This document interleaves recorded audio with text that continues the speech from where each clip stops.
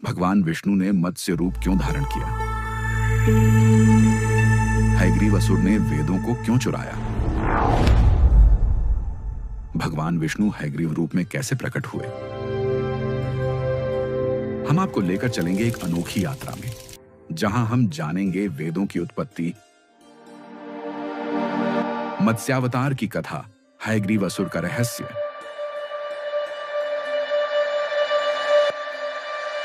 हयग्रीव रूपी विष्णु का उदय और कैसे प्रलय के बाद सृष्टि की पुनः उत्पत्ति हुई। लेकिन कहानी शुरू करने से पहले अगर आप हमें सपोर्ट करना चाहते हैं तो चैनल को सब्सक्राइब और वीडियो को लाइक जरूर करें और कमेंट में लिखें ओम नमो वासुदेवाय। अनादिकाल से यह ब्रह्मांड एक अविरल प्रक्रिया सृजन, पालन, संहार पर गतिमान है। त्रिदेव ब्रह्मा, विष्णु और शिव इस चक्र के अभिन्न स्तंभ हैं। ब्रह्मा रचना करते हैं, विष्णु उसे संरक्षण देकर धर्म की स्थिति बनाए रखते हैं और शिव समय आने पर संहार कर नई रचना के लिए स्थान निर्मित करते हैं।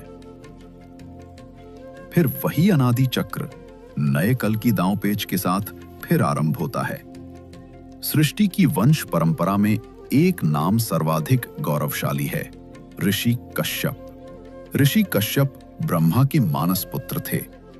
उनकी संतानों से ही सृष्टि के लगभग सभी वर्ग उत्पन्न हुए। देवता और असुर, दानव और नाग, पशु पक्षी और मानव, सबका मूल कश्यप ऋषि ही माने गए। मानव कल्याण के लिए स्वयं भगवान विष्णु ने अपनी वाणी से 4 वेदों को बाल रूप में अवतरित किया। इन दिव्य बाल रूपी 4 वेदों को उन्होंने ब्रह्मा जी को सौंपा ताकि ये ज्ञान धरती पर पहुंचे और मानव कल्याण हेतु धर्म का दीपक सदैव प्रज्वलित रहे।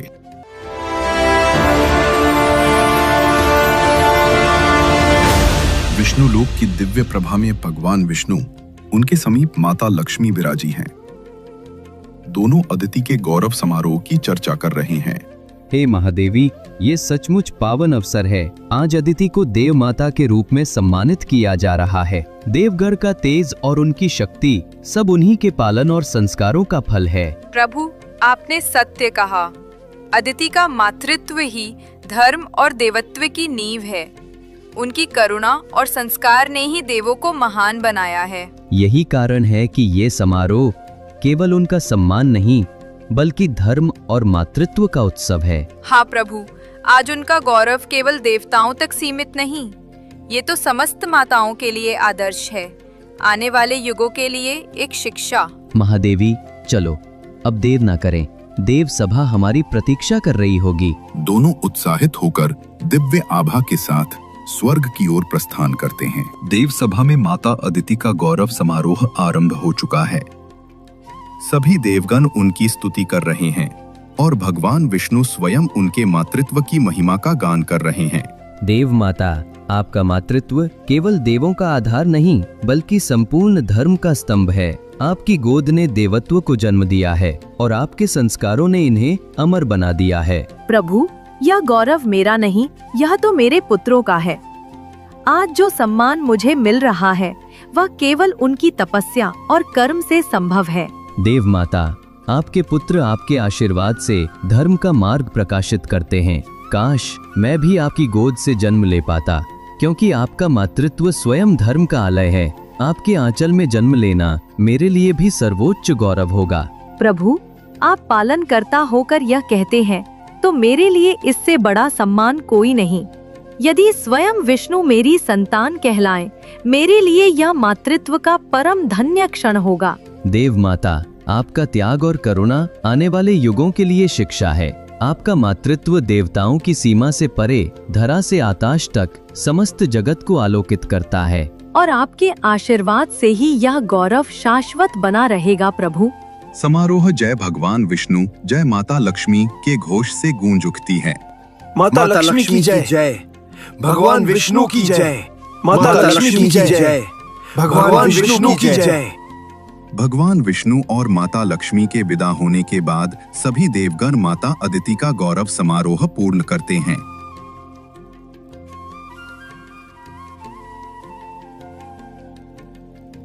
पुत्रों, अब मुझे प्रस्थान करना होगा। धरती पर मेरे स्वामी मेरी प्रतीक्षा कर रहे हैं। मेरा धर्म है कि मैं उनके यज्ञ और तप में संगिनी बनूं। देवलोक मेरा घर है, परंतु धरती पर मेरी सेवा ही मेरा कर्तव्य है।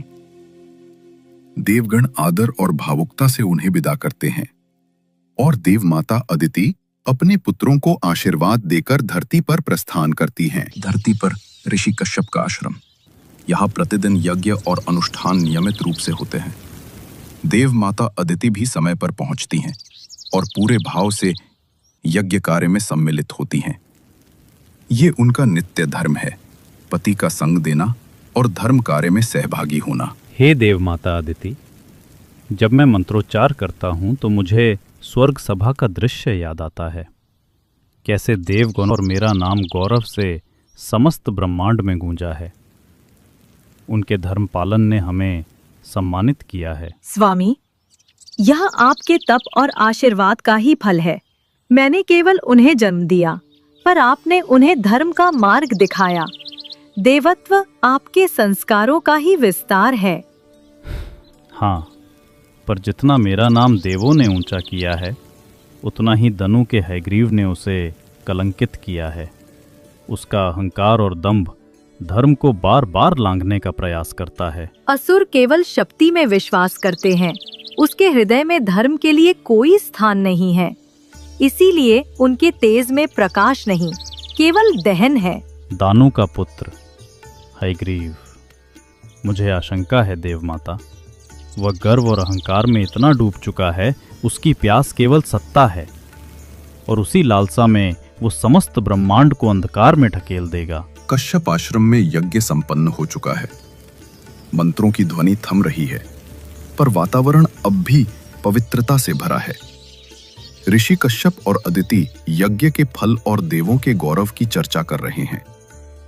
इसी बीच आश्रम में दानव माता दनु आती हैं। दनु, यज्ञ संपन्न हो चुका है। तुम्हारी सभी बहनें यहाँ उपस्थित थीं, केवल तुम ही विलंब से पहुंची।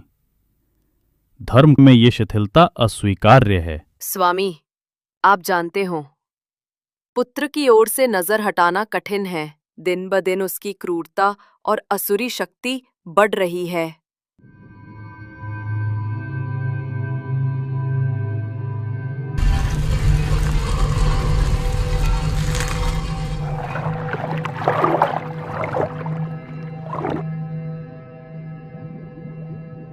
असुरराज हयग्रीव की जय!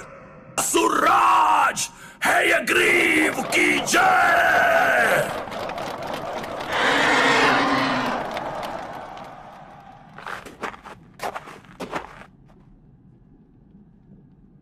पुत्र, हमारे कुल की असली महिमा पुण्य, दया और भक्ति में रही है। यही हमारी शक्ति है। तू भी इन्हीं मार्गों पर चल। यही तेरी सच्ची महानता होगी। माँ, ये सब छल है। देवता हमें यही उपदेश देते हैं ताकि हम उनके अधीन बने रहें। वे खुद सत्ता का आनंद लेते हैं और हमें पुण्य और दया की जंजीरों में बांधते हैं। मैं उनकी तरह नहीं बनूंगा। पुत्र, ये मोह है। बल और घमंड से तू लोगों को वश में कर सकता है, पर उनके हृदय कभी नहीं जीत पाएगा। हृदय तो केवल करुणा और भक्ति से जीते जाते हैं। करुणा और भक्ति? माँ, मुझे किसी का प्रेम नहीं चाहिए। मुझे चाहिए सत्ता और प्रभुत्व। मैं अपनी असुर संस्कृति रचूंगा, जहां शक्ति ही धर्म होगी और भय ही नियम। उस राज्य में देवों का गौरव मुरझा जाएगा। पुत्र, तू देवताओं को चुनौती देगा? क्या तुझे भय नहीं है उनके शाश्वत अस्तित्व का? देवता शाश्वत है माँ, पर देखो विष्णु क्या कर रहा है। वो वेदों का ज्ञान मनुष्यों तक पहुंचा रहा है, तो वे भी देवताओं की तरह महानता प्राप्त करेंगे। मैं ये कदापि नहीं होने दूंगा। ज्ञान मेरा होगा और उसी के बल पर मैं संपूर्ण ब्रह्मांड पर अपना प्रभुत्व स्थापित करूंगा। तो क्या तू ज्ञान को रोकना चाहता है पुत्र? हाँ माँ, ज्ञान ही सबसे बड़ी शक्ति है। वो मेरा होगा। मैं वेदों को बंधक बनाऊंगा ताकि न देवता न मनुष्य कोई भी मेरे बराबर न खड़ा हो सके। मैं ही सृष्टि का स्वामी कहलाऊंगा।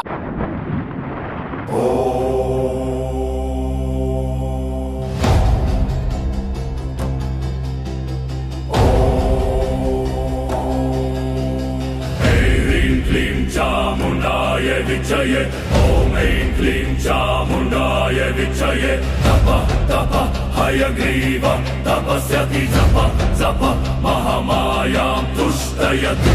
महामायै नमो नमः, जगन्मात्रे नमो नमः। या देवी सर्वभूतेषु शक्तिरूपेण संस्थिता, नमस्तस्यै नमस्तस्यै नमो नमः। ओम दुर्गायै नमः। ओम ह्रीं श्रीं क्लीं परमेश्वर्यै नमः। असुरो हयग्रीवो दीर्घं जपं करोति, देवी प्रसन्ना भव प्रसन्ना भव। हयग्रीव, मैं तेरे तप से प्रसन्न हूँ। कहो, क्या वर चाहता है तू? हे जगत जननी मां महामाया, आपके दिव्य स्वरूप के दर्शन पाकर मैं धन्य हो गया। मुझे ऐसा अमरत्व दीजिए जिसे समय भी ना मिटा सके। हयग्रीव, सृष्टि का नियम शाश्वत है। जो जन्म लेता है उसका अंत भी अनिवार्य है। कोई और वर मांग। तो ऐसा वर दो कि न देव न दानव न कोई मानव मेरा वध कर पाए। यदि मृत्यु हो तो केवल उसी के हाथों हो जो स्वयं हयग्रीव रूप में हो। हे हयग्रीव, तुझे ये वर देती हूँ। तेरा अंत किसी देव से नहीं होगा, किसी दानव या मनुष्य से भी नहीं। तेरा संहार केवल होगा हयग्रीव रूप से।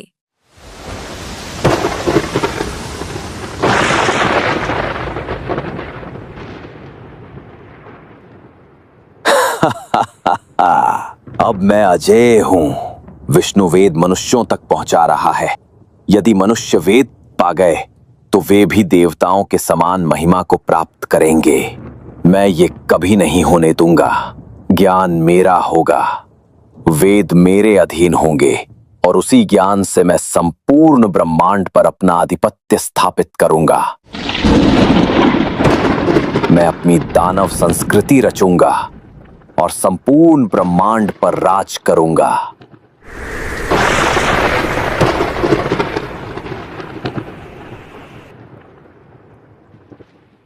वरदान पाकर हयग्रीव का अहंकार प्रचंड हो उठा। उसने समस्त असुरों को एकत्र किया और फिर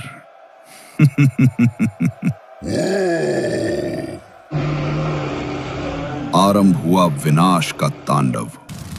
यज्ञकुंड तोड़े गए, ऋषियों की तपस्या भंग कर दी गई, मंत्रों की गूंज मौन हो गई, पूजा अर्चना रोक दी गई। धरती पर पाप उमड़ पड़ा, अधर्म की बाढ़ छा गई। गांव-गांव, नगर-नगर हाहाकार मच गया।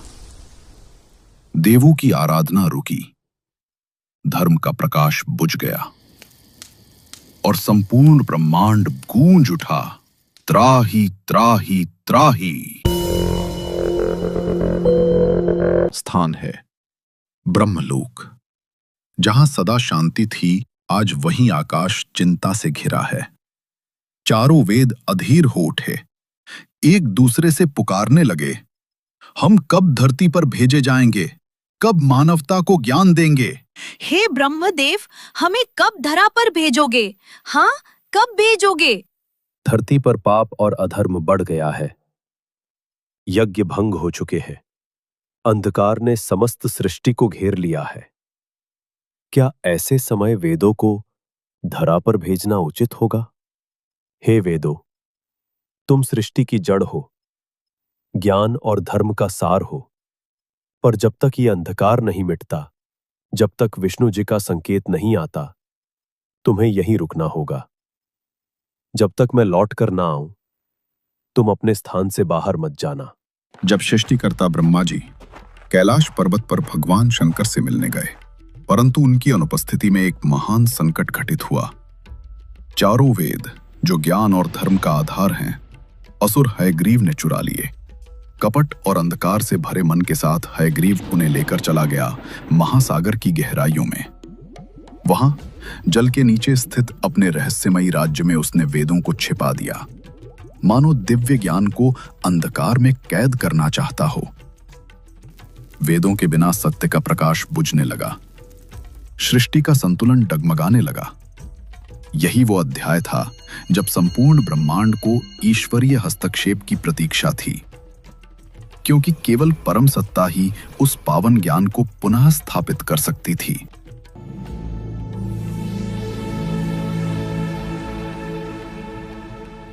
हे महादेव, चारों वेद ज्ञान का अमृत है। कब इन्हें धरती पर भेजा जाए ताकि मानवता धर्म और सत्य का मार्ग पा सके। महादेव ने नेत्र मूंदे। उनकी दृष्टि में अधर्म से ढकी धरा का दृश्य प्रकट हुआ। हे ब्रह्मदेव, इस समय वेदों का अवतरण व्यर्थ है। पृथ्वी पाप से मलिन हो चुकी है। पहले अधर्म का संहार होगा, प्रलय आएगा, फिर शुद्ध धरा ही वेदों के प्रकाश को धारण कर सकेगी। धरती पर धर्म की ज्योति मध्यम पड़ रही थी। कुछ राजा अब भी धर्म और सत्य के प्रहरी बने थे। उनमें श्रेष्ठ थे सत्यव्रत राजा। वे केवल शासक नहीं, भगवान विष्णु के परम भक्त थे। हर प्रभात पवित्र नदी में स्नान, देवताओं को अर्घ्य और विष्णु नाम का ध्यान, यही उनका नित्य जीवन था। हर दिन की तरह प्रातःकाल राजा सत्यव्रत पवित्र नदी पर पहुंचे। उन्होंने स्नान किया और दोनों हथेलियों में जल भरकर देवताओं को अर्घ्य देने के लिए उठाया। अरे, ये कैसी अद्भुत मछली है! ऐसी करुण आंखें, मानो कुछ कहना चाहती हो।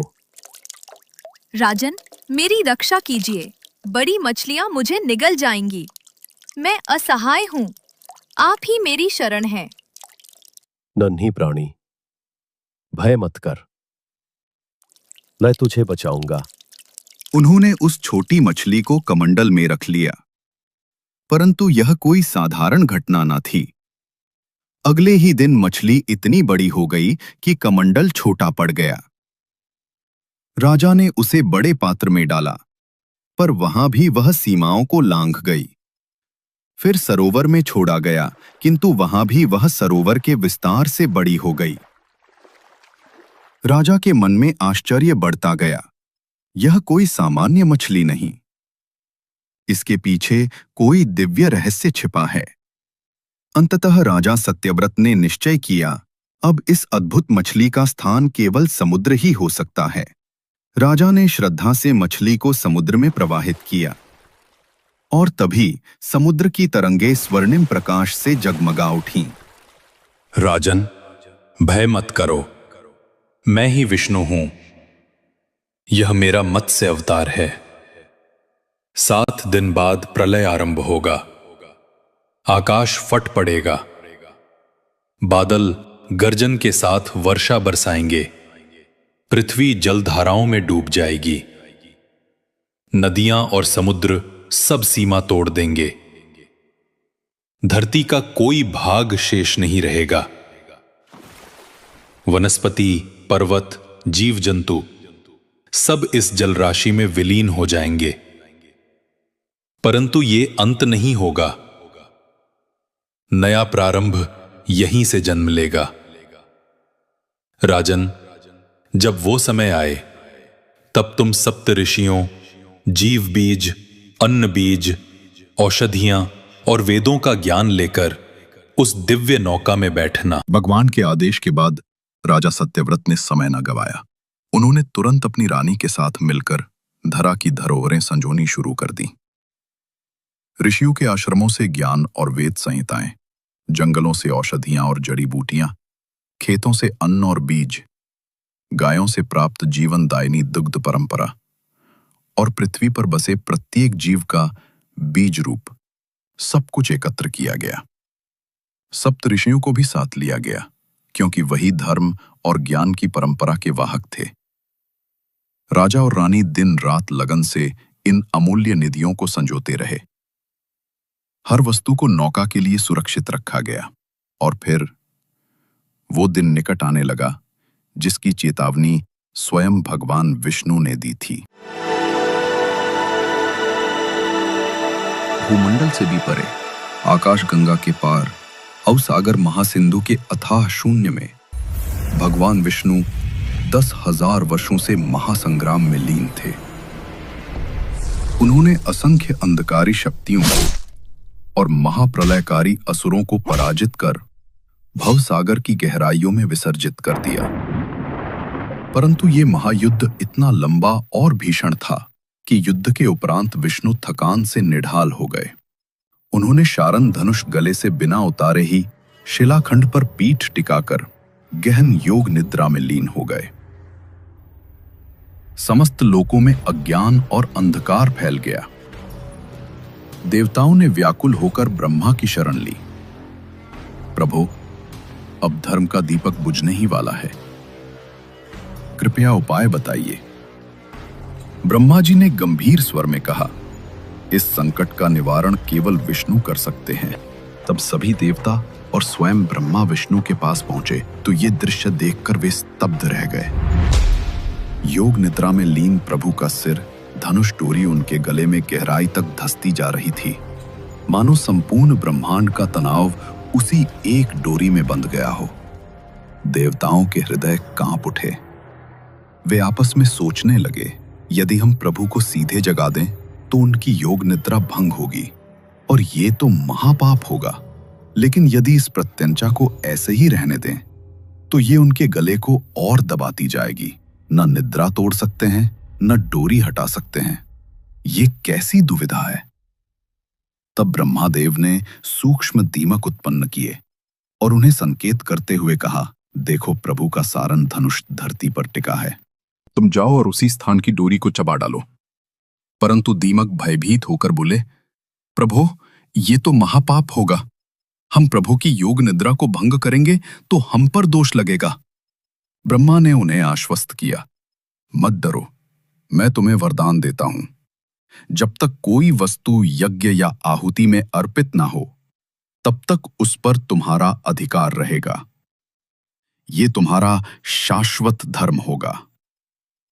उन्होंने धीरे धीरे धनुष की प्रत्यंचा को चबाना शुरू किया। क्षण प्रतिक्षण डोरी कमजोर होती गई और अचानक एक तीव्र झटके के साथ प्रत्यंचा टूट गई। उसके टूटने का वेग इतना प्रचंड था कि सारंग धनुष का सिरा झूलकर जोर से दूसरी ओर आ गिरा और उसी आघात से भगवान विष्णु का सिर धड़ से अलग होकर प्रकाश पुंज में बदल गया। तभी विश्वकर्मा आगे बढ़े। उन्होंने एक दिव्य अश्व का सिर लाकर विष्णु के धड़ पर स्थापित कर दिया।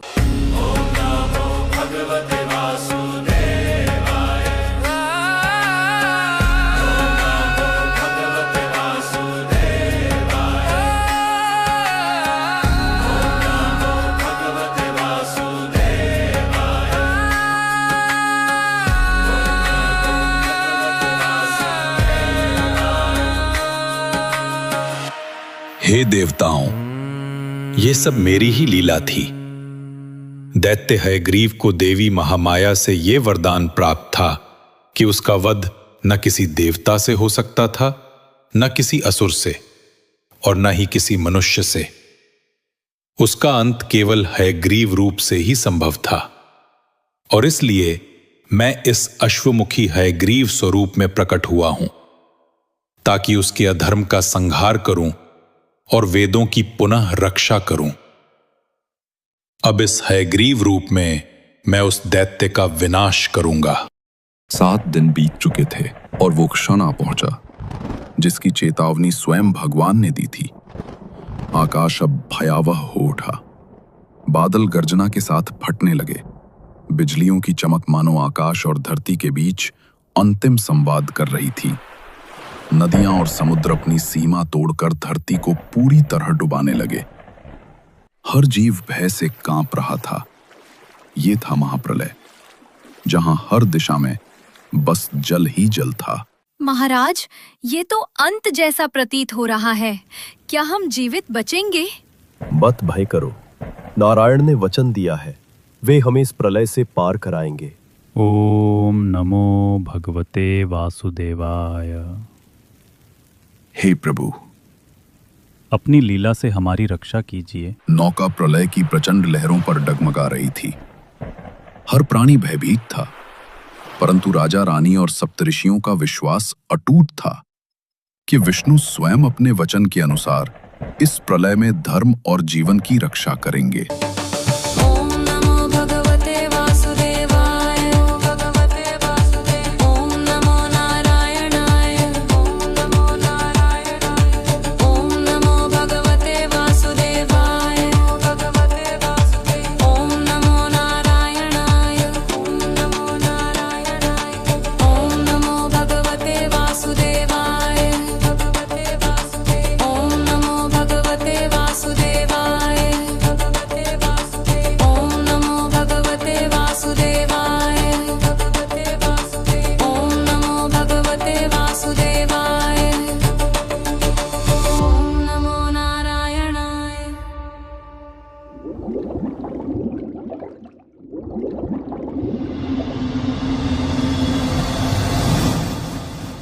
कौन है जो मेरे साम्राज्य में प्रवेश कर रहा है?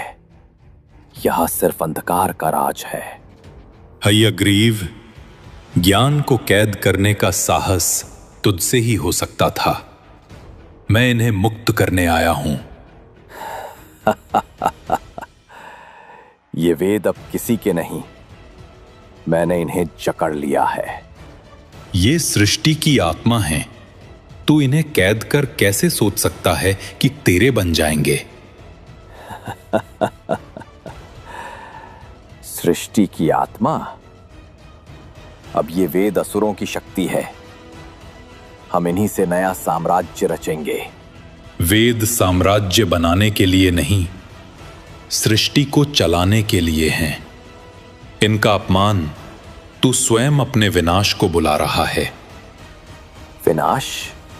नहीं विष्णु, अब वेदों से युद्ध के मंत्र बनेंगे।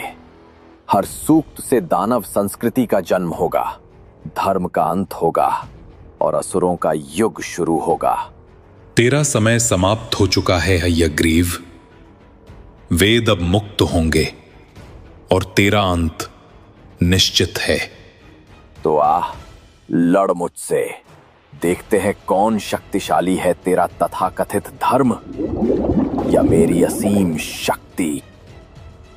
हे प्रभु, ये कैसी प्रचंड लहरें हैं, हमारी नौका टिक नहीं पाएगी। ओम नमो भगवते वासुदेवाय। ओम नमो भगवते वासुदेवाय। प्रभु, क्या हम सचमुच सुरक्षित किनारे पहुंच पाएंगे? रानी, धैर्य रखो। नारायण ने वचन दिया है, जब तक वे साथ हैं, हमें कुछ नहीं होगा। पर प्रलय की यह गर्जना मानो संपूर्ण पृथ्वी डूब रही हो। हाँ ऋषिवर, ये सृष्टि का अंत नहीं, एक नए आरंभ का संकेत है। अगर प्रभु ने हमें चुना है तो वे हमें अवश्य पार करेंगे। भीषण संघर्ष करते हुए मत्स्यावतार और हयग्रीव असुर समुद्र की लहरों को चीरते हुए ऊपर उठते हैं। युद्ध की तीव्रता में स्वयं मत्स्यावतार भी थकने लगते हैं।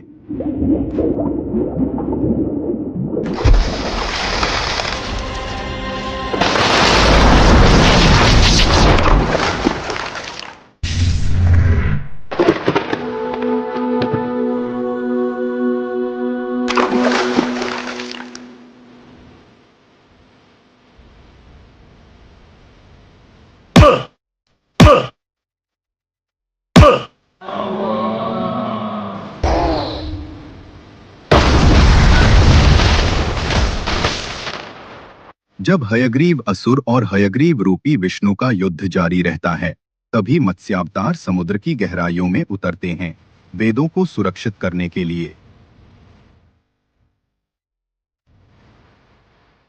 प्रलय सब कुछ डुबो रहा है, कहीं हमारी नौका भी न डूब जाए।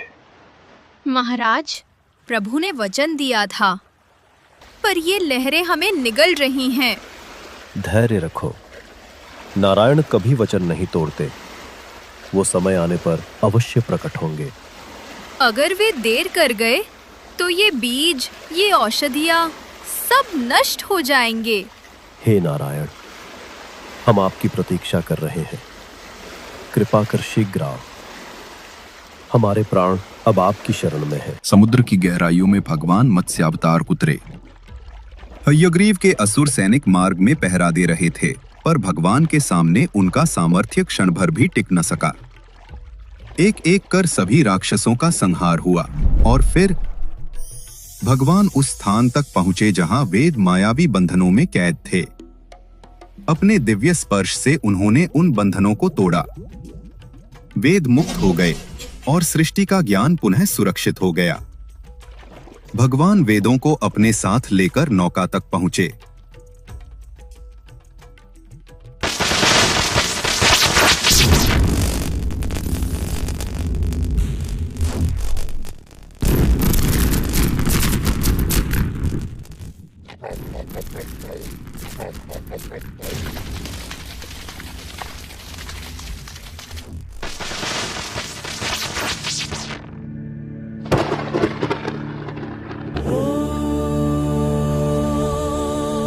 उग्रं वीरं महाविष्णुं ज्वलन्तं सर्वतोमुखं हयग्रीवं भीषणभद्रं मृत्युं नमाम्यहम्। हयग्रीवाय विद्यामूर्ति नमः। दैत्यसंहारकाय तेजस्विने नमः। ॐ वेदज्ञानस्वरूपाय सर्वदुष्टविनाशिने नमः। और अंततः प्रलय का अंधकार छट गया। बादल हट गए, वर्षा थम गई, आकाश फिर से निर्मल हो उठा।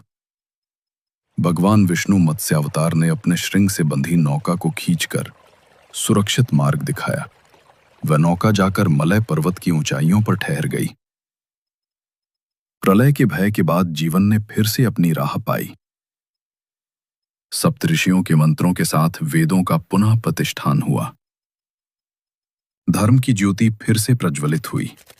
वनस्पति, प्राणी और मनुष्य जीवन सबने नया जन्म पाया और वहीं से आरंभ हुआ सृष्टि का नया अध्याय। ये उस समय की बात है जब महर्षि दुर्वासा धरती पर भ्रमण कर रहे थे। घूमते घूमते उनकी नजर एक विद्याधरी पर पड़ी, जिसके हाथों में संतानक पुष्पों की एक दिव्य माला थी। उस माला की खुशबू इतनी अद्भुत थी कि पूरा जंगल और वहाँ के जीव जंतु तक उससे महक उठे थे। महर्षि ने जब वो सुंदर माला देखी तो उन्होंने उस विद्याधरी से उसे मांग लिया। बड़ी बड़ी आंखों वाली पतली सी उस सुंदरी ने आदर से झुककर महर्षि को प्रणाम किया और वो माला उन्हें दे दी। दुर्वासा ऋषि ने वह माला अपने सिर पर पहन ली और फिर से धरती पर घूमने लगे। इसी दौरान उन्होंने देखा कि स्वर्ग के राजा इंद्रदेव ऐरावत हाथी पर सवार होकर देवताओं के साथ आ रहे हैं। इंद्र को देखकर दुर्वासा मुनि ने अपनी माला उतारी, जो कि मतवाले भौंडरों की गूंजन से गूंज रही थी, और उसे इंद्रदेव की ओर फेंक दिया। इंद्र ने वो माला पकड़ी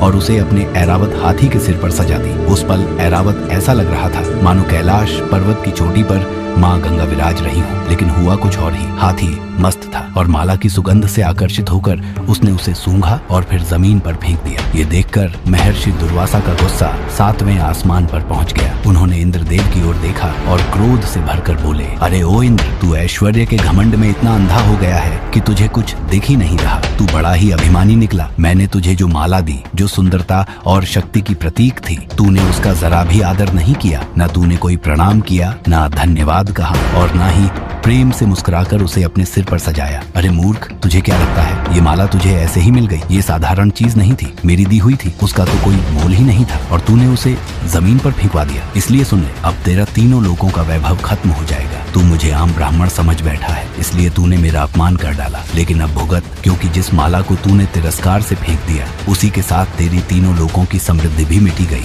ओ देवराज, तूने उस दुर्वासा का अपमान किया है जिससे पूरी सृष्टि डरती है जब उसकी जटा अग्नि की तरह लहराती है और भौहें टेढ़ी हो जाती हैं। अब तू भुगत।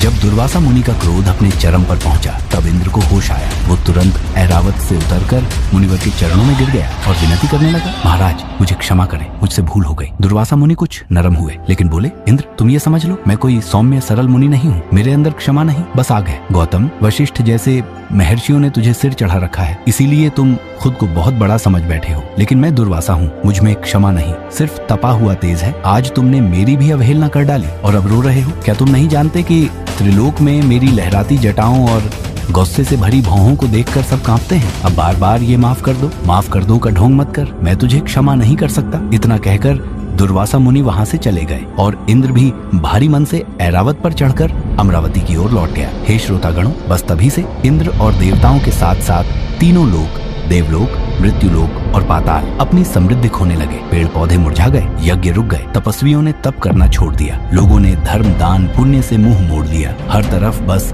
लालच, मोह और अहंकार फैल गया। सत्य, पवित्रता और शक्ति लुप्त हो गया और जहाँ सत्य नहीं होता वहाँ लक्ष्मी भी नहीं टिकती और जहाँ लक्ष्मी नहीं वहाँ गुण भी नहीं टिकते। दुनिया तुच्छ वस्तुओं के पीछे भागती रही लेकिन आत्मा सूनी हो गई। जब किसी पुरुष के अंदर से गुण चले जाते हैं तो उसके अंदर का बल, शौर्य और आत्मविश्वास भी लुप्त हो जाता है, वो फिर कमजोर हो जाता है, इतना कि सब उसे अपमानित करने लगते हैं। और जब कोई प्रतिष्ठित व्यक्ति बार बार अपमानित होता है तो उसकी बुद्धि भी भ्रमित हो जाती है। इसी तरह जब त्रिलोक, स्वर्ग, धरती और पाताल श्रीहीन और सत्व विहीन हो गए तो दैत्य और असुरों ने हमला बोल दिया। उन्होंने देखा कि अब देवताओं में न तो शक्ति रही है और न ही तेज। और फिर क्या था, भले ही देवता निर्बल थे लेकिन लोभ में अंधे दैत्यों ने उनसे एक भीषण युद्ध छेड़ दिया। युद्ध हुआ लेकिन शक्तिहीन देवता आखिर कब तक टिकते। अंत में देवताओं को हार माननी पड़ी। अब कोई रास्ता न देख इंद्र और सारे देवता पितामह ब्रह्मा जी की शरण में पहुंच गए।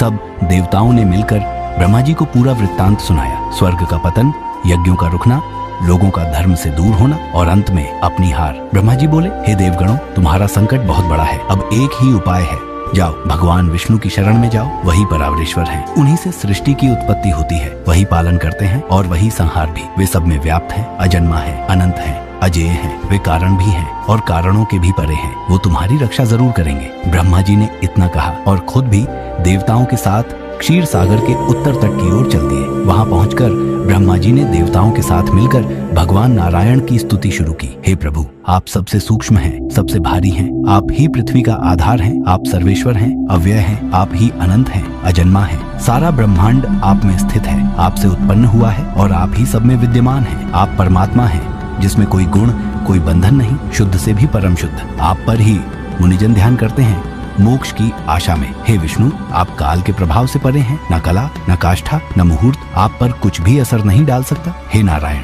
हम पर प्रसन्न हो जाइए। देवताओं की इस हृदय स्पर्शी स्तुति से प्रसन्न होकर भगवान विष्णु प्रकट हुए। शंख, चक्र और गदा से सुशोभित, तेजस्वी, दिव्य स्वरूप, उत्कृष्ट तेज का सागर। जब पितामह ब्रह्मा और समस्त देवताओं ने उनकी यह अनुपम मूर्ति देखी तो सभी ने अत्यंत श्रद्धा से प्रणाम किया, विनम्र होकर स्तुति करने लगे। तब मेघ जैसी गंभीर आवाज में भगवान विष्णु ने अपनी वाणी से उनके हृदय की बात जानकर उत्तर दिया। हे ब्रह्मा जी और समस्त देवताओं, कृपया पूरी सावधानी और एकाग्रता से मेरी बातों को ध्यान पूर्वक सुनिए। यह समय अत्यंत विचारशीलता और धैर्य से कार्य करने का है। मैं जो कुछ कह रहा हूँ वह आप सभी के कल्याण के लिए है। इस समय असुरों पर काल की विशेष कृपा है, उनका समय अनुकूल चल रहा है, इसलिए जब तक आपका शुभ समय नहीं आता आप उनसे शांतिपूर्वक संधि कर लें। कभी कभी बड़ा कार्य करने के लिए शत्रुओं से भी मित्रता करनी पड़ती है। यह संसार की नीति है कि कार्य सिद्धि के लिए समय के अनुसार व्यवहार करना पड़ता है। और हाँ, जब कार्य सिद्ध हो जाए तब सांप और चूहे की नीति अपनाई जा सकती है, अर्थात जैसे जरूरत हो वैसा व्यवहार हो सकता है। अब देर करना उचित नहीं। आप लोग शीघ्रता से अमृत प्राप्त करने का प्रयास कीजिए, क्योंकि अमृत वह दिव्य वस्तु है जिसे पी लेने से मृत्यु का भय समाप्त हो जाता है। इसके लिए सबसे पहले आप लोग क्षीर सागर में सभी प्रकार की घास, लताएं, तिनके और औषधियां डाल दीजिए। फिर मंदराचल पर्वत को मथानी के रूप में और वासुकी नाग को रस्सी बनाकर मेरी सहायता से समुद्र का मंथन प्रारंभ कीजिए। हे देवताओं, आप सब निश्चिंत रहे। दैत्य बहुत परिश्रम करेंगे परंतु फल आप सभी को मिलेगा। यदि असुर कुछ भी मांगे तो आप उन्हें शांत भाव से वह सब दे दीजिए। विवाद से कुछ नहीं होता, शांति से सभी कार्य पूर्ण होते हैं। मंथन करते समय सबसे पहले समुद्र से कालकूट विष निकलेगा, उससे भयभीत मत होना और ध्यान रखिए किसी भी वस्तु के प्रति लालच मत करना। वास्तव में तो किसी भी चीज की इच्छा नहीं करनी चाहिए, लेकिन यदि कोई इच्छा हो और वह पूर्ण न हो तब भी क्रोध करने से बचना चाहिए। इस प्रकार भगवान श्री हरि ने देवताओं को उचित मार्गदर्शन दिया और फिर वहां से अंतर्धान हो गए। वे सर्वशक्तिमान, सर्वस्वतंत्र और लीला विलासी हैं। उनकी योजनाओं और लीलाओं का रहस्य कौन जान सकता है। भगवान के वहां से अंतर्धान होते ही ब्रह्मा जी और अन्य देवता एकमत होकर दैत्यराज बलि के पास पहुंचे। जब असुरों के सेनापतियों ने देखा कि देवता बिना अस्त्र शस्त्र के शांत भाव से आ रहे हैं तो उनके हृदय में शंका और क्रोध उत्पन्न हुआ। कुछ सेनापति तो उन्हें बंदी बनाने की बात करने लगे, किंतु दैत्यराज बलि अत्यंत विवेकी और नीति निपुण थे। वे अवसर की पहचान करने वाले और शांति के महत्व को समझने वाले थे। उन्होंने तत्काल अपने सेनापतियों को ऐसा करने से रोक दिया। इसके पश्चात समस्त देवता राजा बलि के समक्ष पहुंचे। बलि महाराज ने तीनों लोकों को विजय कर लिया था और वे अत्यंत वैभव से युक्त सिंहासन पर विराजमान थे। चारों ओर असुर सेनापति उनकी सेवा में उपस्थित थे। इंद्र जी ने बड़े आदर और सौम्यता से अपनी बात राजा बलि के समक्ष रखी। उन्होंने वही बातें कही जो स्वयं भगवान श्री हरि ने उन्हें समझाई थी। धैर्य, संधि और लाभ की नीति। दैत्यराज बलि को इंद्र की बातें बहुत ही सारगर्भित और युक्त लगी। उन्होंने तुरंत उनकी बातों को स्वीकार कर लिया। वहां उपस्थित असुरों के प्रमुख शंबर, अरिष्टनेमी और त्रिपुरवासी अन्य असुरों को भी यह प्रस्ताव बहुत भाया। सभी को ध्यात था कि एकता में ही सामर्थ्य है। इस प्रकार देवताओं और असुरों के बीच संधि हुई। शत्रु अब मित्र बन गए, एक बहुत ही बड़े कार्य के लिए। अब देवता और दैत्य दोनों पक्ष मिलकर अमृत मंथन के लिए पूरी निष्ठा और लग्न से तैयारियों में जुट गए। सबसे पहले उन्होंने अपनी सम्मिलित शक्ति से महान और दिव्य पर्वत मंदराचल को मंथन का संकल्प लिया। ये वही पर्वत था जिसे समुद्र मंथन की मथानी के रूप में प्रयोग किया जाना था। देवता और असुरों ने नागराज वासुकी से जाकर निवेदन किया, हे नागराज, आप भी हमारे इस कार्य में सहभागी बनिए। मंथन में जो भी अमृत निकलेगा उसमें आपका भी भाग होगा। वासुकी नाग इस प्रस्ताव से प्रसन्न हुए और वे भी इस महान कार्य में सम्मिलित हो गए। इसके बाद वासुकी नाग को रस्सी की भांति मंदराचल पर्वत के चारों ओर लपेटा गया और समस्त देवता तथा असुर बड़े उत्साह और उल्लास से समुद्र मंथन के लिए प्रस्तुत हो गए। भगवान श्री हरि स्वयं वासुकी के मुख की ओर जा खड़े हुए। उन्हें देखकर देवता भी उधर ही एकत्र हो गए, लेकिन असुर सेनापति इससे क्रोधित हो उठे। वे बोले, यह क्या अन्याय है। सांप की पूंछ अशुभ मानी जाती है। हम वेद शास्त्र के ज्ञाता हैं, उच्च वंश के हैं, वीरता के प्रतिमान हैं। हम किसी से कम नहीं हैं, फिर हमें क्यों पूंछ पकड़ने को कहा जा रहा है। और फिर वे असुरों ने वहां से हटकर मौन साध लिया। भगवान श्री हरि मुस्कुराए। उनकी मुस्कान में प्रेम भी था और लीला का संकेत भी। उन्होंने बिना कोई वाद विवाद किए वासुकी का मुख छोड़ दिया और देवताओं के साथ मिलकर पूंछ पकड़ ली। अब दोनों पक्ष अपने अपने स्थान पर आ डटे। देवता पूंछ की ओर और असुर मुख की ओर, और मंथन आरंभ हो गया। परंतु यह कार्य इतना सहज नहीं था। मंदराचल पर्वत समुद्र में डूबने लगा। नीचे कोई आधार न था और ऊपर से उसका भार इतना था कि देवता और असुरों की सारी शक्ति क्षीण होती चली गई। वे सब सोचने लगे, अब क्या करें, हम तो हार ही गए, यह तो विनाश हो जाएगा। उस समय भगवान श्री हरि ने एक और लीला रची। उन्होंने देखा कि यह विघ्न किसी और का नहीं, स्वयं विघ्नराज का है, अतः इसका समाधान भी उन्हें ही करना है। उन्होंने तुरंत कच्छप का रूप धारण किया, एक विशाल कछुए के रूप में समुद्र में प्रवेश किया और मंदराचल को अपनी पीठ पर उठा लिया। श्रोतागणों, उनकी पीठ जम्बूद्वीप के समान 1,00,000 योजन लंबी थी। इतनी विशाल, इतनी स्थिर, इतनी दिव्य कि अब पर्वत को आधार मिल गया। अब देवता और असुर फिर से तैयार हो गए। मंदराचल घूमने लगा और भगवान की पीठ पर उसका घूमना ऐसा प्रतीत हो रहा था मानो कोई उनकी पीठ खुजा रहा हो। लेकिन इतना ही नहीं, भगवान श्री हरि ने अब देवताओं और असुरों दोनों के मध्य प्रवेश किया। असुरों के मध्य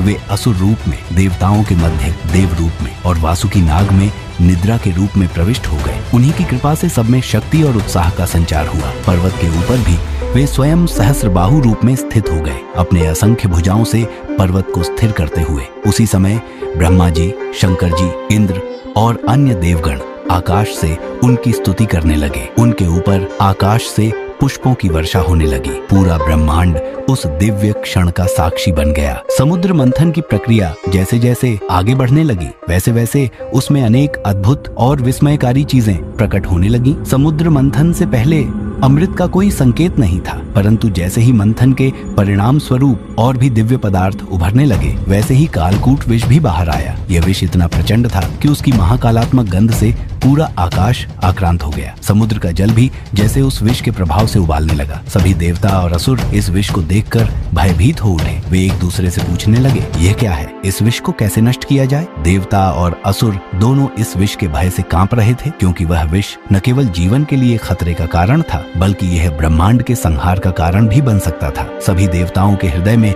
चिंता की लहर दौड़ गई, परंतु तभी सबकी निगाहें भगवान शंकर पर जा पड़ी। भगवान शंकर ने यह देखा कि यह विष ब्रह्मांड की संजीवनी शक्ति को नष्ट करने की क्षमता रखता है और अगर इसे तुरंत रोका न गया तो सृष्टि का संहार हो जाएगा। भगवान शंकर ने अपने परम तपस्वी रूप में एक गहरी सांस ली और बड़े संतुलन के साथ कहा, यह विष न केवल देवताओं के लिए बल्कि समग्र सृष्टि के लिए भी संकट है। यदि हम इसे न रोकें तो यह सब कुछ नष्ट कर देगा। मैं इसे पी लूंगा। ये सुनकर सभी देवता और असुर हैरान रह गए। वे समझ गए कि इस महान संकट से उबरने के लिए केवल भगवान शंकर की ही शक्ति है। सभी ने भगवान की भक्ति में सिर झुका दिया। भगवान शंकर ने बिना कोई हिचकिचाहट के उस कालकूट विष को ग्रहण किया और जैसे ही उन्होंने उस विष को पी लिया, उसका परिणाम तुरंत सामने आया। उनके गले में वह विष समा गया। वह विष भगवान शंकर के गले में रुक गया, जिससे उनका गला नीला हो गया। इस कारण उनका नीलकंठ नाम पड़ा। लेकिन भगवान ने इस विष के प्रभाव से न केवल अपने शरीर को बचाया,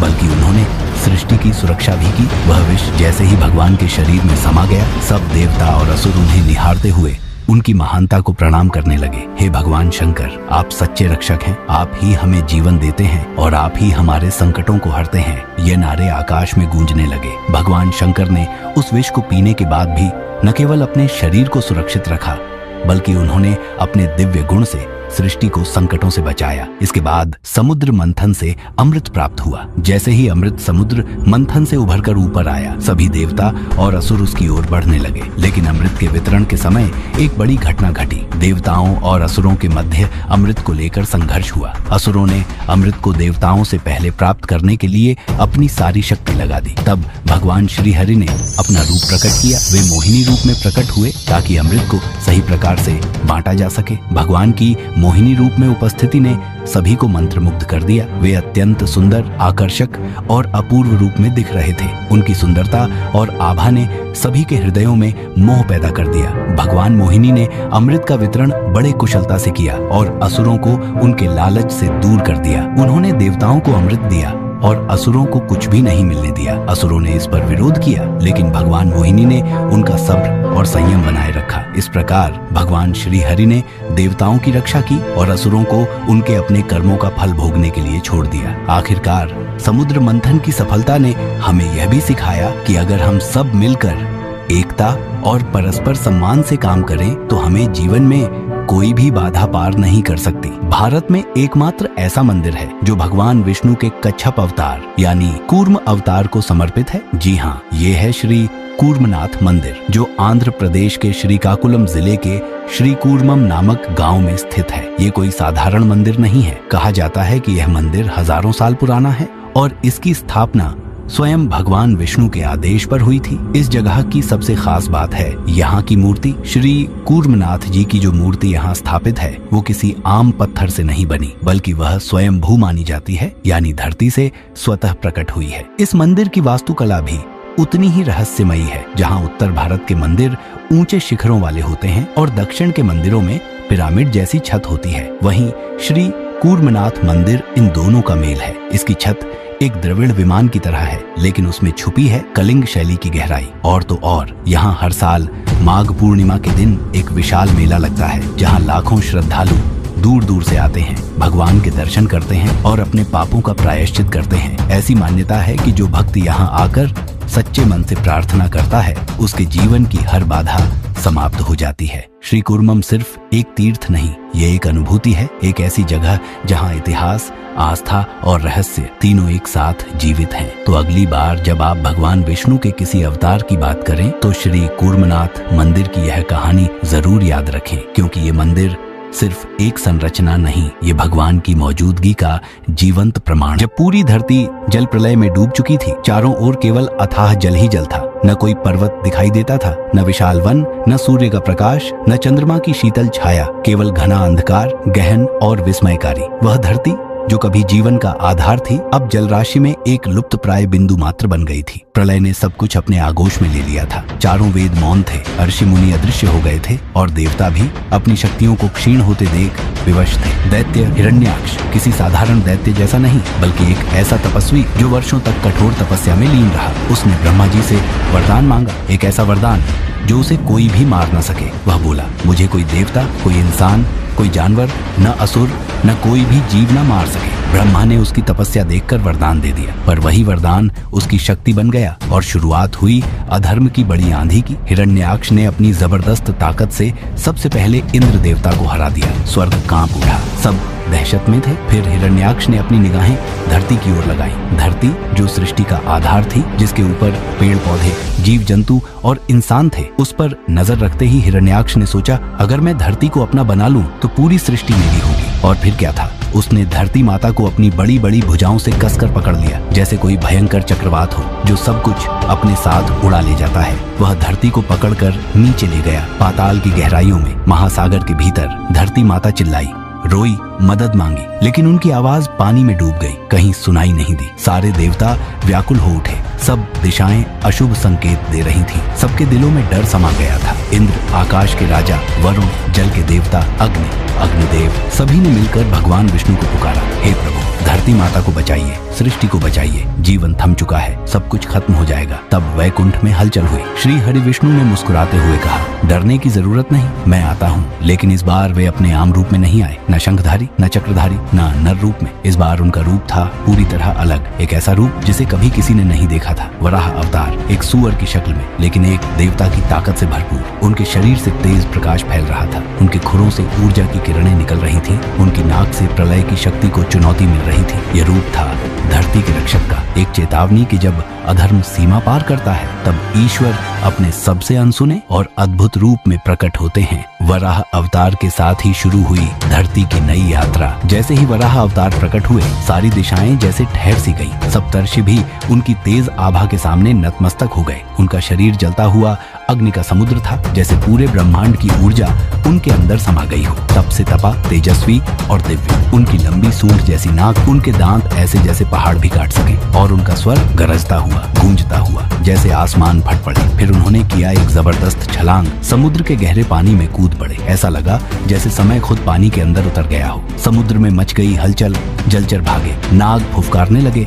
और गहरे पानी में छुपा हुआ था एक रहस्यमय साम्राज्य। वो था दानवों का राज्य, जहाँ कैद थी हमारी धरती माता। वराह ने उस अंधकार से लड़ाई शुरू की, जलचरों से, नागों से, अंधकार से और उस अहंकार से जिसने धरती को निगल लिया था। जब वराह फिर जल से बाहर निकले तो उनके विशाल दांतों पर शांत और सुंदर धरती माता थी। भारी बोझ के बावजूद वो फिर से जीवन की ओर लौट रही थी। प्रकृति की आंखें खुल रही थीं और वेदों की मधुर ध्वनि फिर से गूंजने लगी थी। लेकिन कहानी यहीं खत्म नहीं हुई। वहीं हिरण्याक्ष लौट आया, गुस्से से कांपता हुआ। उसने देखा वो धरती जिसे उसने जीत लिया था अब एक दिव्य सुअर के दांतों पर चमक रही थी। विष्णु, वह गर्जा, तू सुअर बनकर आया? क्या यही तेरा देवत्व है? मैं तुझे और इस धरती दोनों को नष्ट कर दूंगा। और फिर शुरू हुआ वो महासंग्राम जिसने तीनों लोगों को हिला दिया। वराह बनाम हिरण्याक्ष, धर्म बनाम अधर्म, करुणा बनाम क्रोध, संरक्षक बनाम संहारक। समुद्र के किनारे जहां आग और पानी की लड़ाई हो रही थी, गर्जन और तांडव के बीच शुरू हुआ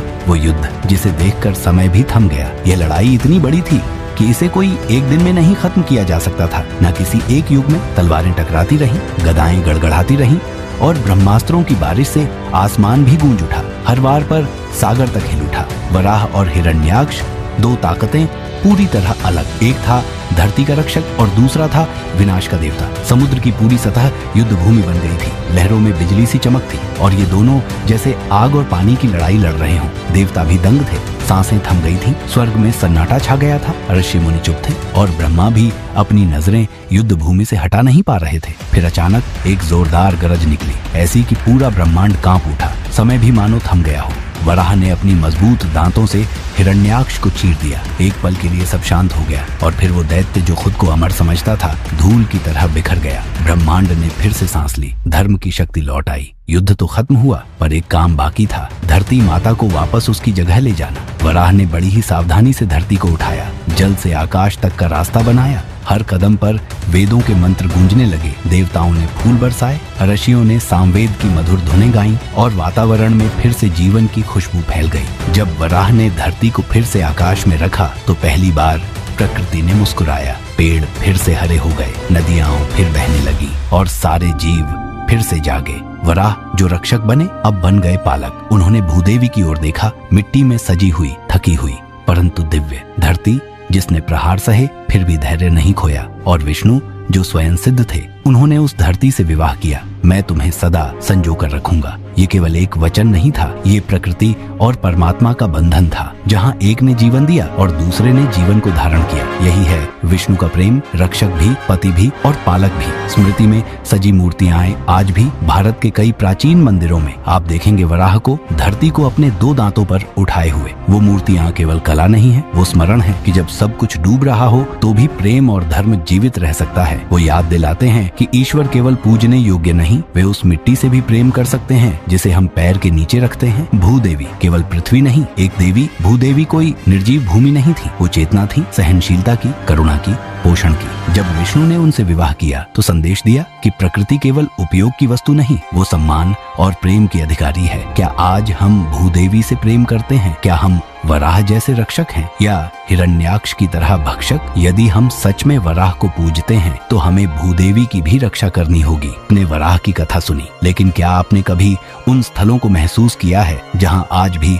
उनकी उपस्थिति धड़कती है, जहां पत्थर बोलते हैं और हर मंदिर एक प्रतीक है उस क्षण का जब भगवान ने धरती को अंधकार से निकाला था? चलिए एक यात्रा पर चलते हैं वराह के पद चिन्हों पर। आंध्र प्रदेश की तिरुमला पहाड़ियों में बालाजी मंदिर के परिसर में ही स्थित है एक मंदिर, श्री वराह स्वामी मंदिर। यहाँ मान्यता है कि वराह ने इसी स्थान पर हिरण्याक्ष का वध किया और धरती को अपने दांतों पर उठा लिया। यहाँ की मूर्ति कुछ और नहीं बल्कि उस पल का स्मारक है जब भगवान ने ये संदेश दिया, धरती मेरी है, मैं इसे छोड़ूंगा नहीं। तिरुमला की यात्रा वराह दर्शन के बिना अधूरी मानी जाती है। राजस्थान की रेत और शुष्कता के बीच पुष्कर झील के किनारे है वराह मंदिर। ये मंदिर ब्रह्मा मंदिर से कुछ ही दूरी पर है। जब जल में डूबी धरती को कोई संभाल नहीं पाया तो वराह आए और उसे प्रेम से उठाया। इसीलिए पुष्कर को वराह क्षेत्र कहा जाता है। मंदिर की काले पत्थर की मूर्ति वराह को भूदेवी के साथ दर्शाती है, जैसे प्रेम और शक्ति एक हो गए हों। मध्य प्रदेश के खजुराहो में स्थित है यूनेस्को विश्व धरोहर वराह मंदिर, जहाँ शिल्प बोलते हैं यहाँ की मूर्ति विशाल है, पत्थर का बना वराह, लेकिन उस पर उकेरे गए हैं 674 देवी देवता। यह केवल एक मूर्ति नहीं, एक जीवित ग्रंथ है जहाँ आप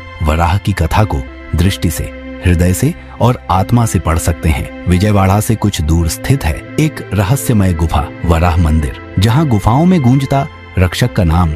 यहाँ न कोई भव्य शिखर, न कोई स्वर्ण कलश, बस प्रकृति, पत्थर और परमहंस की ऊर्जा। गुफा के भीतर वराह और भूदेवी की मूर्तियां कुछ नहीं कहती, लेकिन हर भक्त की आंखें भर देती हैं। जब हिमालय भी नतमस्तक हुआ, जोशीमठ उत्तराखंड में स्थित है, बद्रीनाथ के निकट वराह मंदिर। जब बद्रीनाथ धाम बर्फ से ढक जाता है तो उनकी पूजा वराह रूप में की जाती है। ये ईश्वर की कृपा और निरंतरता का संकेत है। हिमालय की शांति में बैठे हैं वराह, मानो कह रहे हो, जब भी तुम्हारा जीवन बर्फ से ढक जाए याद रखना मैं वही हूँ तुम्हारे साथ। महाराष्ट्र के कोल्हापुर में महालक्ष्मी मंदिर के पास है वराह मंदिर है। यहाँ वराह अकेले नहीं है, महालक्ष्मी उनके साथ है। ये दर्शाता है कि धरती और समृद्धि अलग नहीं बल्कि एक साथ चलती हैं। यहाँ पूजा होती है रक्षक और लक्ष्मी की। जैसे वराह ने धरती को उठाया वैसे ही लक्ष्मी उन्हें समृद्ध करती हैं। वराह केवल एक अवतार नहीं है, वे एक याद दिलाने वाले प्रतीक हैं कि जब समय गहरा हो, जब कोई साथ न हो, तो तुम्हारे भीतर का रक्षक उठ खड़ा होता है। इन मंदिरों की यात्रा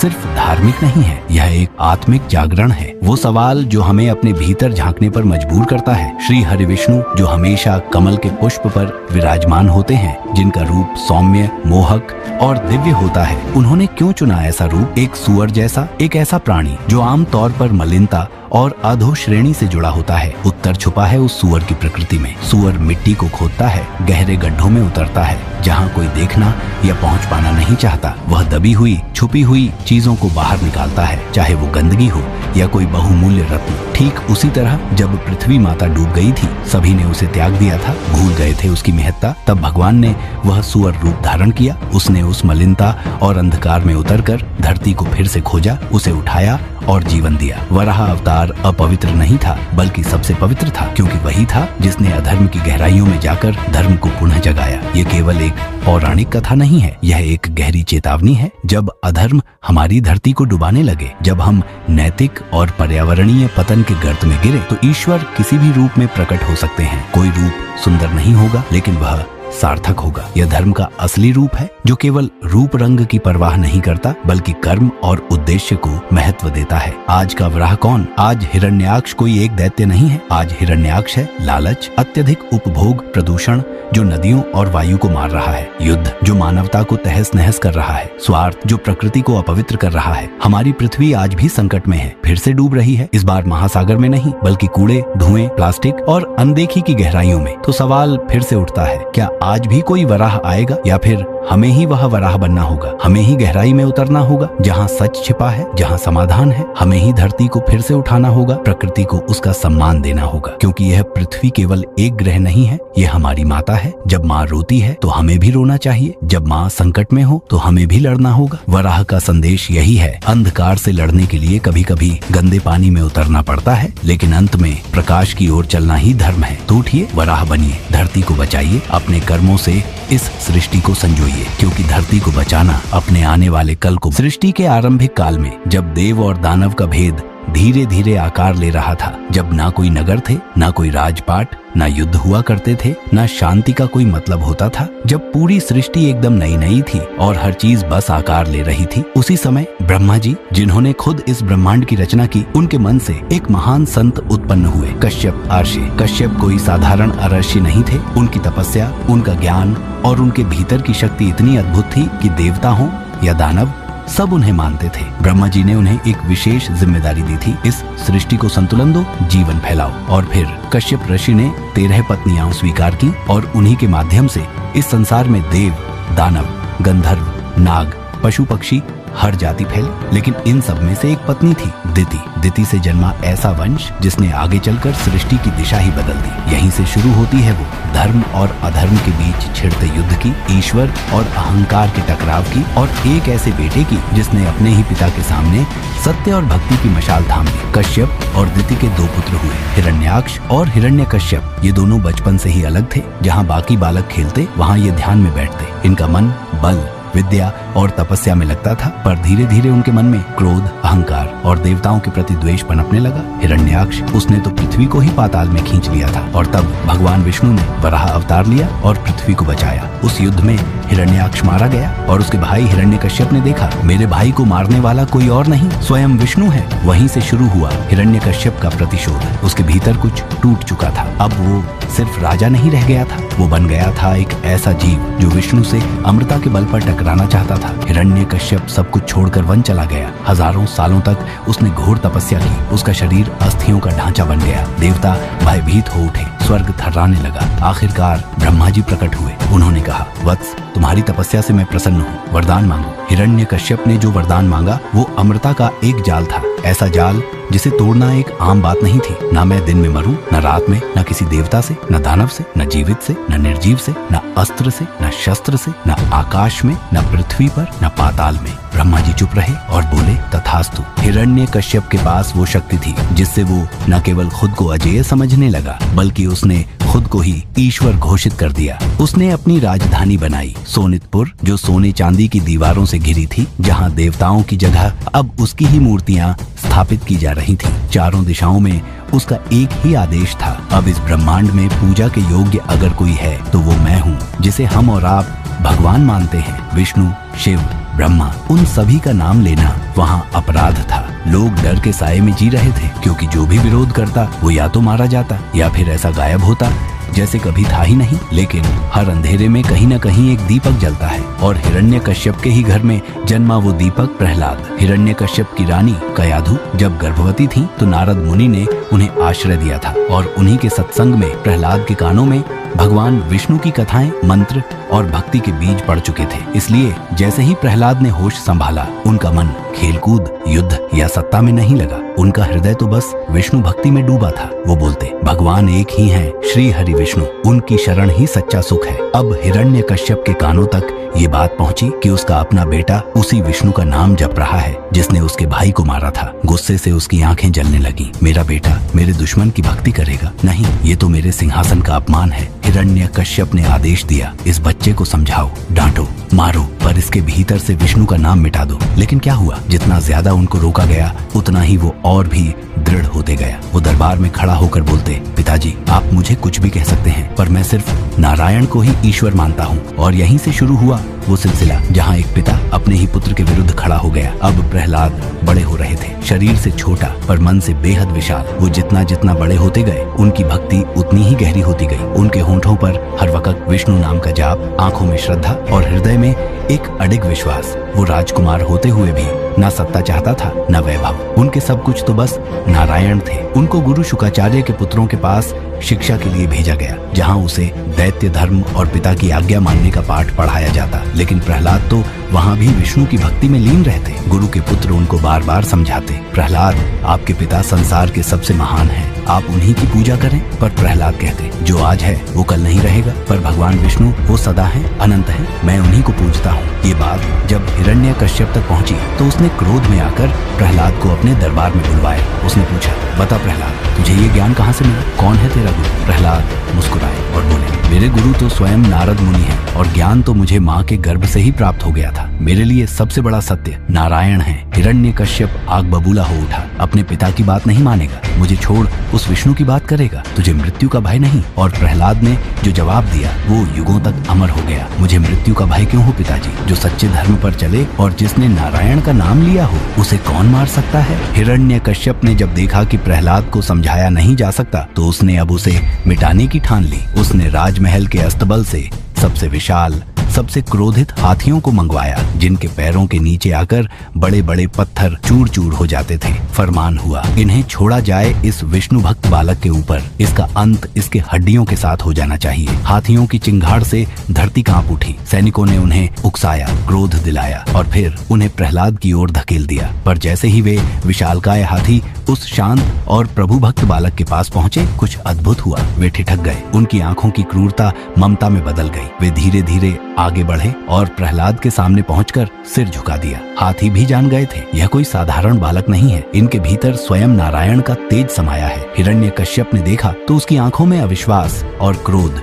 दोनों उमड़ पड़े। उसका अहंकार प्रहलाद की भक्ति के सामने पराजित हो गया। जब हाथियों का प्रयास असफल हो गया तो हिरण्यकश्यप और अधिक क्रूर हो उठा। इस बार उसने सोचा, यदि इस बालक को धरती के सबसे विषैले जीवों के बीच डाला जाए तो इसका अंत निश्चित है। आदेश हुआ, प्रहलाद को सांपों की उस अंधेरी और भयावह गुफा में फेंक दिया जाए, जहाँ कई वर्षों से तक्षक, नाग और भयंकर विषधर सर्प निवास करते थे, जिनकी फुफकार से ही प्राणी मृत्यु का अनुभव करने लगता था। प्रहलाद को रस्सियों से बांधकर उस गुफा के भीतर डाला गया। सैनिकों ने गुफा के द्वार बंद कर दी और भीतर झर के बर्तन उड़ेल दिए गए। चारों ओर काल जैसा अंधकार और हर कोने से निकलती फुफकार। लेकिन फिर वही चमत्कार, सांप पास तो आए, पर जैसे ही उन्होंने उस बालक की ओर देखा वे शांत हो गए। उनकी फुफकार मौन में बदल गई, झर ठंडा पड़ गया और नाग उस बालक के चारों ओर बैठ गए जैसे वह उनका राजा हो। प्रहलाद आंखें मूंदे प्रभु का नाम जपते रहे, नारायण नारायण। हिरण्यकश्यप को जब यह समाचार मिला तो वह क्रोध से कांप उठा, लेकिन वह भूल गया था जिसके रक्षक स्वयं भगवान हो उसे संसार की कोई शक्ति छू तक नहीं सकती। अब हिरण्यकश्यप की क्रूरता अपने चरम पर पहुंच चुकी थी। वह हर बार की तरह इस बार भी चाहता था कि प्रहलाद का अंत ऐसा हो कि पूरी प्रजा कांप उठे और कोई दोबारा विष्णु का नाम लेने का साहस न कर सके। इस बार उसने विशाल प्रांगण में एक बड़ी लोहे की कड़ाही मंगवाई। उसमें घी और तेल डलवाया गया और नीचे अग्नि की लपटें भड़का दी गईं। चारों ओर सैनिकों को तैनात किया गया और जनता को बुलवाया गया कि सब लोग देखें क्या होता है जब कोई राजा की आज्ञा को ठुकराता है। तेल उबलने लगा, बुलबुले उठने लगे, लपटें आकाश को चीरने लगी। फिर हिरण्यकश्यप ने आदेश दिया, इस बालक को इस खौलते हुए तेल में डाल दो। सैनिक प्रहलाद को पकड़कर कड़ाही की ओर ले चले, लेकिन प्रहलाद के चेहरे पर भय नहीं था। वह तो अब भी शांत था, नयन मूंदे, मुख पर विष्णु नाम की मधुर मुस्कान। जैसे ही उसे कड़ाही में डाला गया, सारे वातावरण में एक अद्भुत शांति फैल गई। तेल जो अब तक आग के साथ उबल रहा था, प्रहलाद को छूते ही शांत हो गया। तेल ठंडा हो गया और कड़ाही जल की तरह निर्मल। भीड़ अवाक रह गई, सैनिक पीछे हट गए। हिरण्यकश्यप की आंखों में अविश्वास उतर आया। वह समझ नहीं पा रहा था कि जिसे वह मिटाने चला है उसमें कोई अलौकिक शक्ति है या फिर स्वयं ईश्वर उसके साथ खड़े हैं। प्रहलाद वहीं अडिग रहे, भक्ति भाव में लीन, जैसे कुछ हुआ ही न हो। और एक बार फिर धर्म की विजय अधर्म पर भारी पड़ गई। अब हिरण्यकश्यप की क्रूरता पागलपन बन चुकी थी। जब झर, हाथी, नाग और खौलता तेल उस बालक का कुछ न बिगाड़ सके, तो उसने एक और भयावह योजना बनाई। उसने आदेश दिया, इस विष्णु भक्त को इतना ऊपर ले जाओ कि जब वह गिरे तो उसकी हड्डियां चूर चूर हो जाएं, और फिर इस संसार को उदाहरण मिले कि हिरण्यकश्यप की अवज्ञा करने वाले का क्या हश्र होता है। प्रहलाद को सैनिकों ने बांधा और ले गए एक ऊंचे पर्वत की चोटी पर। वहां से धरती बहुत नीचे थी, चारों ओर केवल पत्थर, चट्टाने और गहराई। चारों तरफ सन्नाटा था,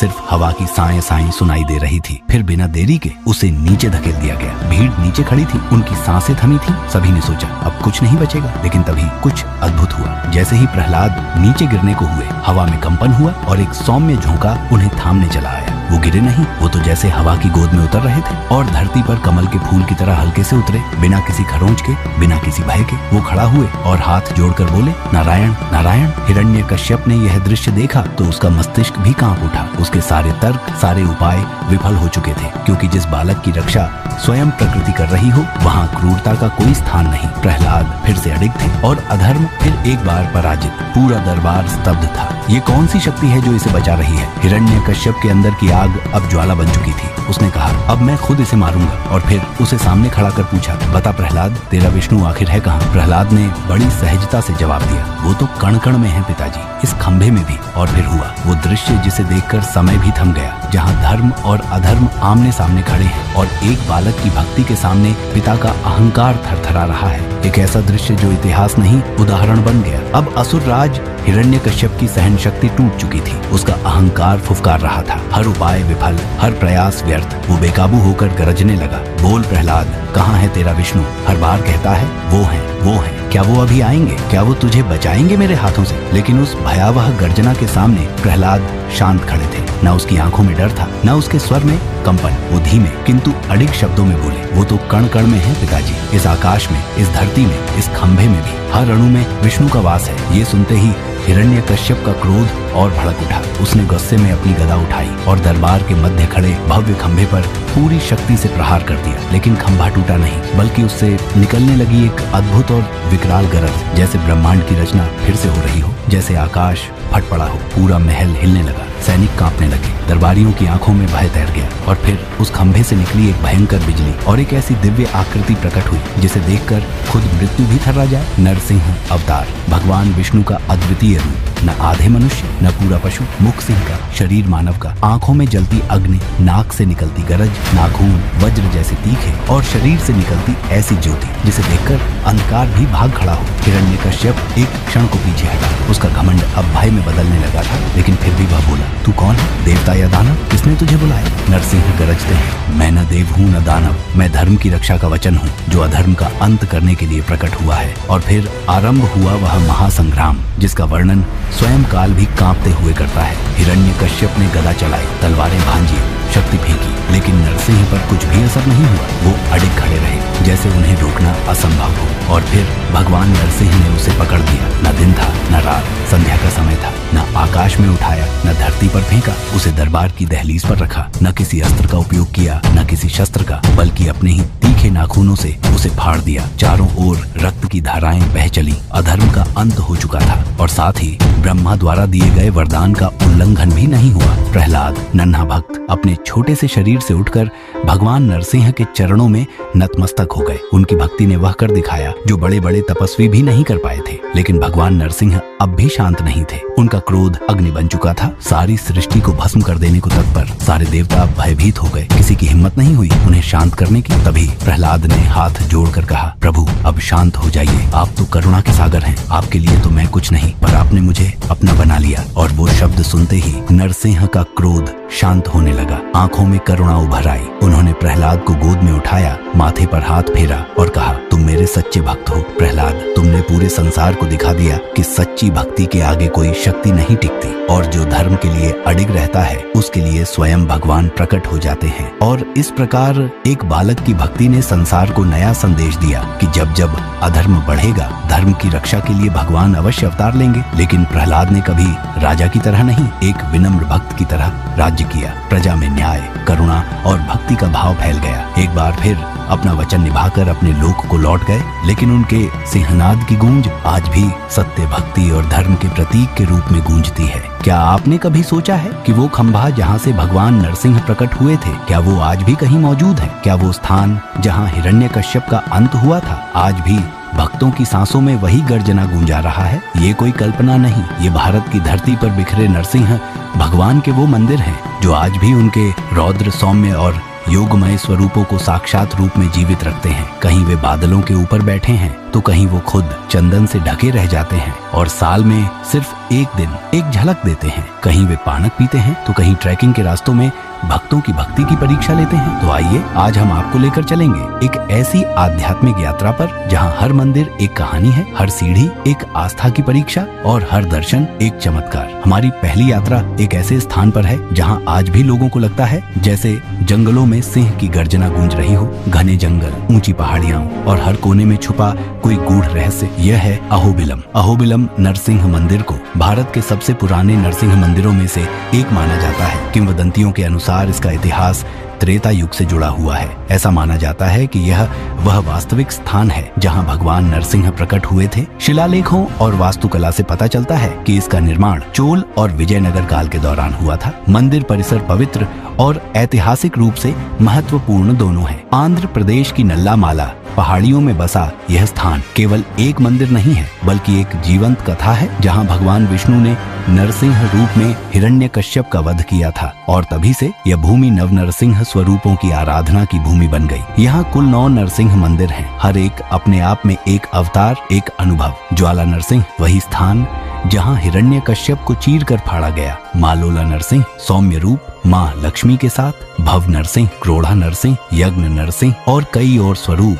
जिन्हें देखने के लिए भक्तों को घंटों ट्रैकिंग करनी पड़ती है। ये आसान यात्रा नहीं, ये एक आस्था की परीक्षा है जहाँ पगडंडियां पथरीली हैं और हर कदम पर लगता है जैसे कोई शक्ति हमें खींच रही है। यहाँ हवा भी अलग है, शांत लेकिन भीतर कुछ कहती हुई। कहती है यही वो स्थान है जहाँ धर्म ने अधर्म को हराया था। निकटतम स्टेशन नांदयाल, निकटतम हवाई अड्डा हैदराबाद। लेकिन असली यात्रा तो तभी शुरू होती है जब आप कदम रखते हैं इस पवित्र पहाड़ी पर, और जब आप ज्वाला नरसिंह की गुफा में पहुँचते हैं तो आपको लगेगा जैसे आज भी वहाँ से वही गर्जना गूंज रही हो। मैं न देव हूँ न दानव, मैं धर्म की रक्षा का वचन हूँ। और इसी के साथ चलते हैं हमारी अगली यात्रा पर जहाँ भगवान नरसिंह खुद को चंदन से छिपा लेते हैं और साल में सिर्फ एक दिन अपनी एक झलक देते हैं अपने असली स्वरूप में। यह है सिंहाचलम नरसिंह मंदिर, विशाखापत्तनम से करीब 20 किलोमीटर दूर। यहाँ भगवान वराह नरसिंह रूप में विराजमान है, एक विलक्षण मिश्रण जहाँ सिंह का रौद्र और वराह का करुणामय भाव एक साथ झलकता है। लेकिन साल भर भगवान की मूर्ति पर चंदन का लेप लगा रहता है, इतना कि मूर्ति की असली आकृति दिखाई ही नहीं देती। लेकिन हर वर्ष अक्षय तृतीया के दिन यह चंदन हटाया जाता है, उसे कहते हैं चंदनोत्सव। और उस दिन भक्तों की आंखों में चमक, मन में थरथराहट, क्योंकि पहली बार देखा जाता है वो रूप जो साल भर छिपा रहा। इस मंदिर की महिमा यह है कि यहाँ नरसिंह भगवान ने भक्तों को बताया सत्य कभी भी छिप नहीं सकता, बस समय आने दो। अब हम जाते हैं जहाँ नरसिंह भगवान क्रोध में नहीं बल्कि ध्यान में लीन है। यह है योग नरसिंह मंदिर, मैसूर से करीब 50 किलोमीटर दूर मेलकोट की पहाड़ियों पर। यहाँ भगवान ध्यान मुद्रा में है, न शांत न रौद्र, बल्कि उस बीच के क्षण में जहाँ उन्होंने हिरण्यकश्यप का वध कर दिया था और अब क्रोध को शांत कर रहे हैं। मंदिर तक पहुँचने के लिए करीब 300 सीढ़ियाँ चढ़नी होती हैं, हर सीढ़ी जैसे कोई तपस्या हो। मंदिर की ऊंचाई से दिखता दिखता है एक पूरा घाटी का दृश्य, जहाँ लगता है जैसे खुद भगवान हमें अपने ध्यान में शामिल कर रहे हों। यहाँ आकर कोई शोर नहीं करता, लोग बस बैठते हैं, देखते हैं और अपने भीतर झांकते हैं। अब अगला मंदिर हमें ले जाता है जहाँ भगवान नरसिंह एक विशाल चट्टान में स्थित है। यह है नमक्कल नरसिंह मंदिर, सेलम से 50 किलोमीटर दूर तमिलनाडु में। मंदिर जमीन पर नहीं बल्कि एक एकल शिला के ऊपर स्थित है, एक विशाल चट्टान जिसे दूर से देखकर ही लगता है जैसे कोई दिव्य गढ़ हो। मंदिर के भीतर विराजमान है विशाल नरसिंह भगवान, सिंह मुख वाले, भक्तों की रक्षा करते हुए, और उनके सामने बैठी हैं महलक्ष्मी। कहा जाता है यह वही स्थान है जहां भगवान ने प्रहलाद को दर्शन दिए थे, उनके भय को शांत करने के लिए। अब हम चलते हैं एक पहाड़ी पर जहां हवा ठंडी है और लगता है जैसे देवता आज भी वहीं विचरण कर रहे हैं। यह है देवरायन दुर्ग नरसिंह मंदिर। तुमकुर जिले के पास स्थित ये मंदिर पहाड़ी की चोटी पर है, जहाँ तक पहुँचने के लिए 300 से ज्यादा सीढ़ियाँ चढ़नी पड़ती हैं। लेकिन जैसे जैसे आप ऊपर जाते हैं आप महसूस करते हैं आप सिर्फ मंदिर नहीं चढ़ रहे, आप आत्मा के शिखर की ओर बढ़ रहे हैं। मंदिर में विराजमान है योग नरसिंह, वहीं शांत मुद्रा में, लेकिन आंखों में अब भी तेज, जो भीतर से झांक जाता है। यह स्थान खास है उनके लिए जो एकांत में आस्था ढूंढते हैं। अब हम उस मंदिर की ओर बढ़ते हैं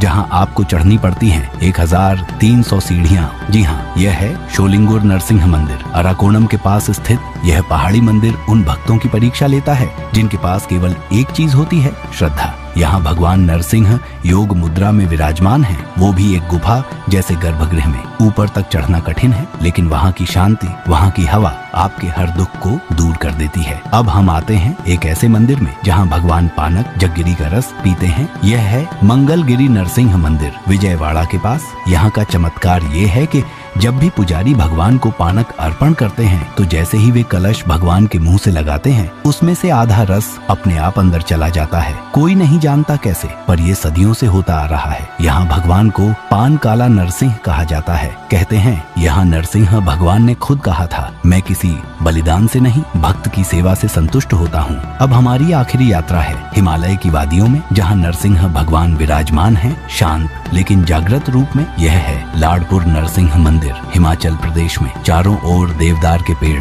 नीचे बहती नदियाँ और ऊपर मंदिर की घंटियाँ। ये वो स्थान है जहाँ आप सिर झुकाते हैं तो केवल भगवान को नहीं बल्कि प्रकृति के हर अंश को नमन करते हैं। ये मंदिर प्रसिद्ध नहीं, लेकिन जो एक बार यहाँ आता है वो कहता है मैंने भगवान को यहीं देखा है, हवा में, हरियाली में और शांति में। तो ये थी हमारी यात्रा। कमेंट में हमें बताइए इनमें से आपने कौन सा मंदिर दर्शन किया है और अगली यात्रा कहाँ की हो, ये भी हमें जरूर बताइए। जय श्री नरसिंह देव आपका मार्गदर्शन करें।